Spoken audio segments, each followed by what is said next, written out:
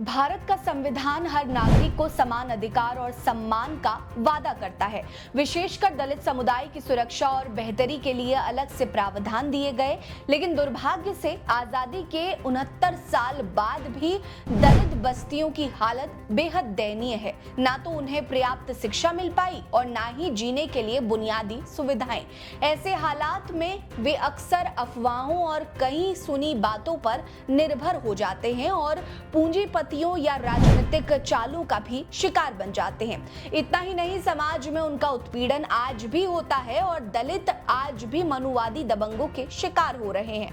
नमस्कार, मेरा नाम है रीटा। आज की वीडियो में मैं आपको पिछले 24 घंटे में हुई दलित उत्पीड़न की उन 5 खबरों के बारे में बताऊंगी जो सुर्खियां बटोर रही हैं। दलित उत्पीड़न की पहली खबर उत्तर प्रदेश से है, जो दिन ब दिन दलितों के लिए यातना गृह बनता जा रहा है। सीएम योगी के उत्तम प्रदेश का तो नहीं कह सकते, लेकिन दलितों की स्थिति यहाँ इतनी खराब हो चुकी है कि वे पलायन करने को मजबूर हैं। जी हाँ, यूपी के कासगंज का एक वीडियो वायरल हो रहा है जिसमें कई दलित परिवार अपना सामान लेकर अपना घर छोड़कर पलायन करते दिख रहे हैं। वायरल हो रही वीडियो कासगंज जनपद के ढोलना थाना क्षेत्र के मंडनपुर गांव का है। रिपोर्ट्स की माने तो पलायन को मजबूर दलित बताते हैं कि वहां रहने वाले यादवों ने उनका जीना किया हुआ है। यादव दबंग गाहे बगाहे दलितों की बस्तियों में आते हैं और लोगों को परेशान करते हैं, उनकी बहू बेटियों के साथ छेड़खानी करते हैं। ऐसी स्थिति में वहां रहने वाले बेहद मुश्किल से अपना गुजारा कर पाते हैं। वीडियो के वायरल होने के बाद वहां की पुलिस सक्रिय हो गई और तुरंत दलितों की बस्ती में जाकर मामले की जांच पड़ताल शुरू कर दी। साथ ही दलित परिवारों को समझाकर पलायन ना करने के लिए कहा। वहीं गांव में दलितों की सुरक्षा के लिए और मौजूदा हालातों को देखते हुए फोर्स तैनात किया है। गांव के कुछ लोगों का कहना है कि केवल आपसी रंजिश का ये मामला है। हालांकि सच्चाई क्या है, ये पुलिस की जांच के बाद ही सामने आएगा। अभी तक इस मामले पर पुलिस की तरफ से कोई आधिकारिक बयान सामने नहीं आया है। दलित उत्पीड़न की अगली खबर यूपी के बस्ती से सामने आई, जहां एक दलित नाबालिग बच्ची के साथ दुष्कर्म का मामला सामने आया है। वहीं जब पीड़िता की मां पुलिस थाने में इसकी कंप्लेन लिखवाने गई तो पुलिस वालों ने शिकायत दर्ज करने से इनकार कर दिया। दरअसल ये मामला बस्ती के सोनहा पुलिस थाना क्षेत्र का है, जहां 16 अगस्त की सुबह करीब 9 बजे पीड़िता पास के किराना दुकान से सामान लाने गई थी, लेकिन घर आते वक्त 3 आरोपियों ने जबरन मुंह बंद करके उसे अगवा किया और एक आरोपी के घर ले गए थे, जहां बारी बारी से तीनों ने नाबालिग किशोरी के साथ गैंग की घटना को अंजाम दिया और बच्ची को उसके घर के बाहर फेंक कर भाग गए। इतना ही नहीं, तीनों ने बच्ची को जान से मारने की भी धमकी दी। पीड़िता की मां ने जब सोनहा थाना में इसकी शिकायत दर्ज करानी चाही तो पुलिस वालों ने इससे भी इनकार कर दिया, जिसके बाद हिंदू संगठन को इस मामले में हस्तक्षेप करना पड़ा और विश्व हिंदू महासंघ के अखिलेश कुमार सिंह ने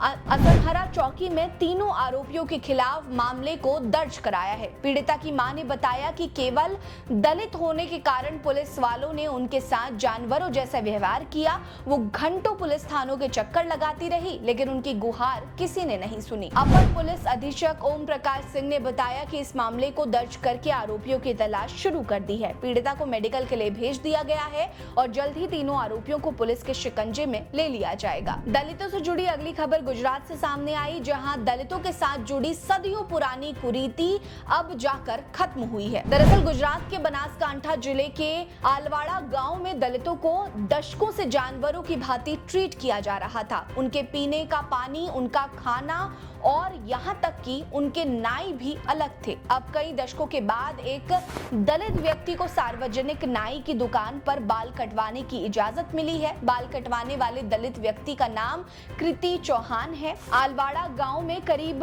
250 दलित लोग हैं, लेकिन बाल कटवाने के लिए उन्हें दूसरे गांव जाना पड़ता था।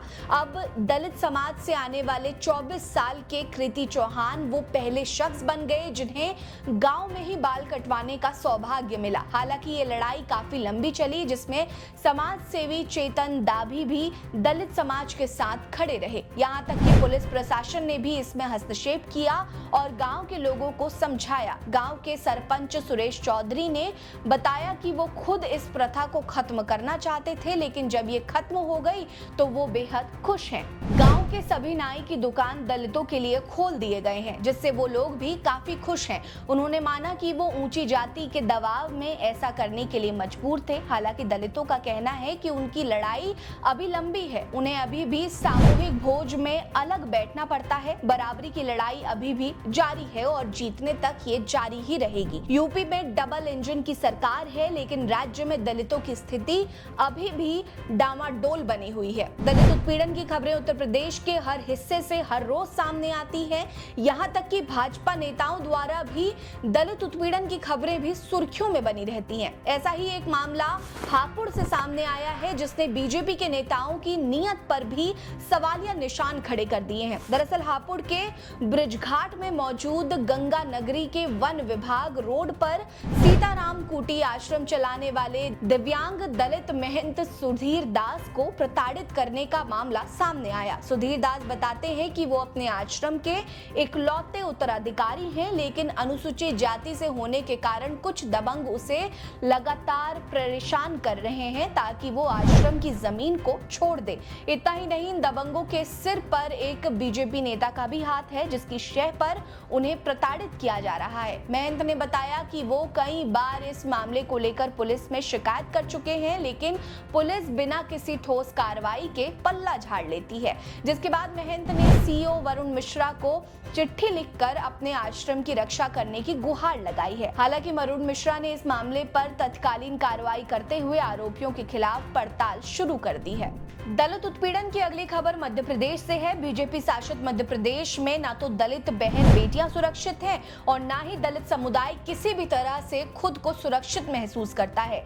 यहां से हर दिन दलित उत्पीड़न की खबरें सामने आती हैं। ताजा मामला शाहजहांपुर के पिपलिया गोपाल से सामने आया है, जहां जमीन विवाद को लेकर 3 लोगों ने एक दलित किसान को बुरी तरह से पीट दिया। पीड़ित दलित किसान मनोहर बुआल की शिकायत के मुताबिक 2 साल पहले उन्होंने आला उमरोद गांव के लक्ष्मी नारायण पाटीदार से जमीन खरीदी थी, जिस पर डंडे गाड़कर सीमांकन भी कर दिया गया था। लेकिन अब भूरे खान नामक शख्स ने इस पर कब्जा कर लिया है और सीमांकन को भी उखाड़ कर फेंक दिया है। 14 अगस्त को फिर से मनोहर ने अपनी जमीन का सीमांकन किया था, मगर इससे भूरे खान गुस्से से आग बबूला हो उठा और अपने बेटे आबिद खान और सईद खान के साथ सीमांकन को उखाड़ फेंका। और जब मनोहर ने इसका विरोध किया तो उसे जाति सूचक गालियां दी जाती हैं और लात घूंसों से पीट दिया जाता है। मनोहर के सिर और पीठ पर काफी गंभीर चोट आई है। दलित किसान मनोहर की पत्नी लीलाबाई और स्थानीय सुरेश पाटीदार के बीच बचाव करने के लिए पहुंचे तो तीनों आरोपी उन्हें जान से मारने की धमकी देकर चले गए। इस मामले में कोतवाली थाना प्रभारी संतोष वाघेला ने बताया कि मारपीट करने, जमीन हथियाने और जाति सूचक गालियां देने समेत कई धाराओं के तहत मामला दर्ज कर लिया गया है। फिलहाल भूरे खान, आबिद खान, सईद खान की तलाश तेज कर दी गई है और जल्द ही तीनों पुलिस की गिरफ्त में होंगे। दलित उत्पीड़न से जुड़ी इन खबरों पर आपकी क्या राय है, हमें कमेंट सेक्शन में जरूर बताएं। आपके इर्द गिर्द भी अगर ऐसी कोई घटना होती है जो देश और दुनिया तक पहुंचनी चाहिए तो वो भी हमें बताइए। आप मेल कर सकते हैं या हमें व्हाट्सएप भी कर सकते हैं। वीडियो को जरूर लाइक करिएगा, चैनल को जरूर सब्सक्राइब करिएगा। हमारे साथ बने रहिए। नमस्कार।